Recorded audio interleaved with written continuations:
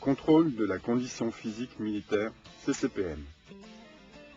L'entraînement physique, militaire et sportif est une condition majeure de la mise en condition physique et mentale des militaires.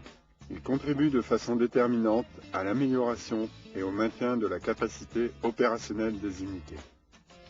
Le nouveau système d'appréciation individuelle comprend 2 volets. Le contrôle de la condition physique, générale commune aux forces armées.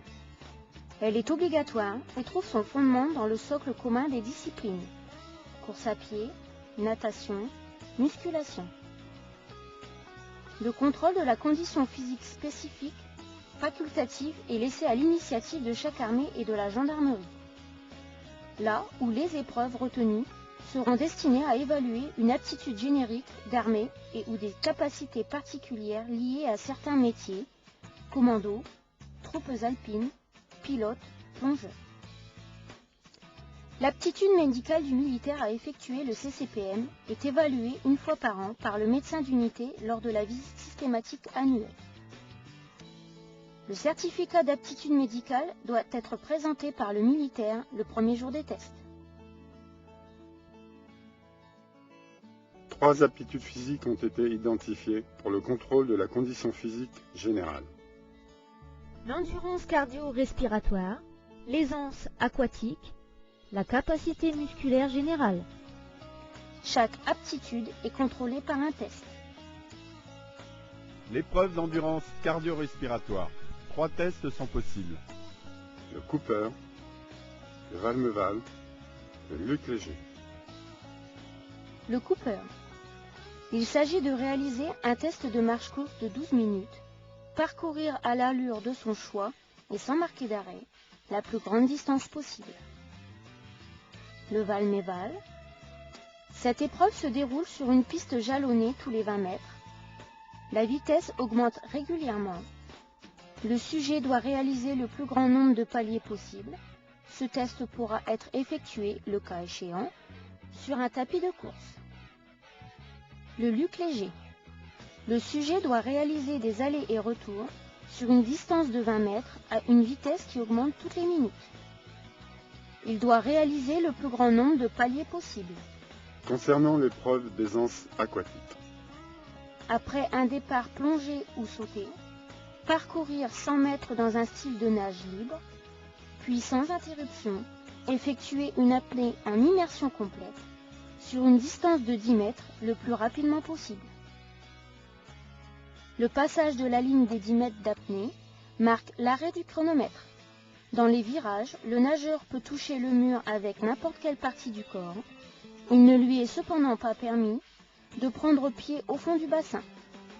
Nul n'est autorisé à utiliser sur lui un matériel permettant d'augmenter sa vitesse, sa flottabilité ou son endurance. Pour l'épreuve de capacité musculaire générale. 3 tests sont proposés.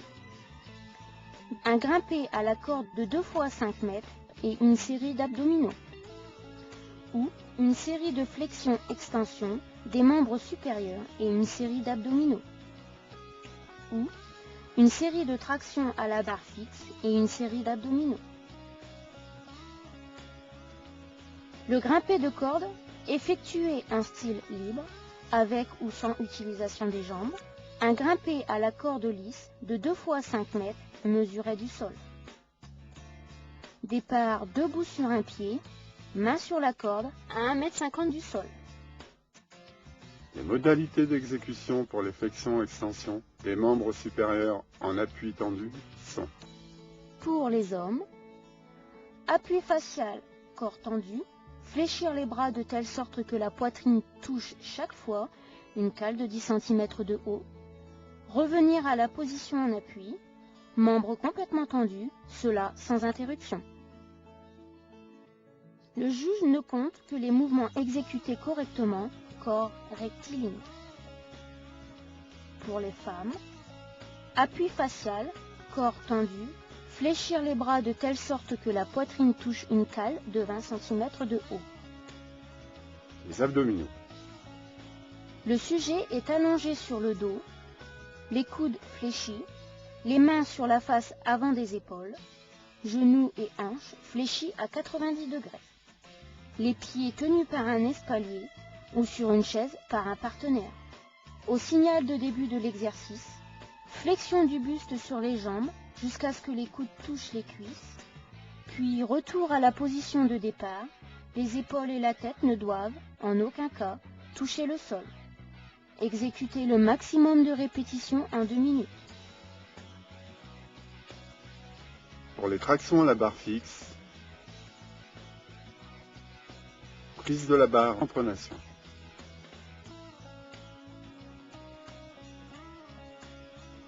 Flexion simultanée des bras jusqu'à ce que le menton soit au-dessus de la barre, puis descendre jusqu'à la position bras tendus.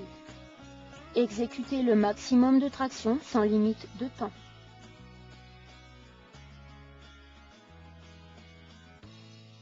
Les modalités du contrôle sont conçues au plan technique de manière à être applicables à tous les militaires, quel que soit leur sexe, âge et conditions de cadre opérationnel.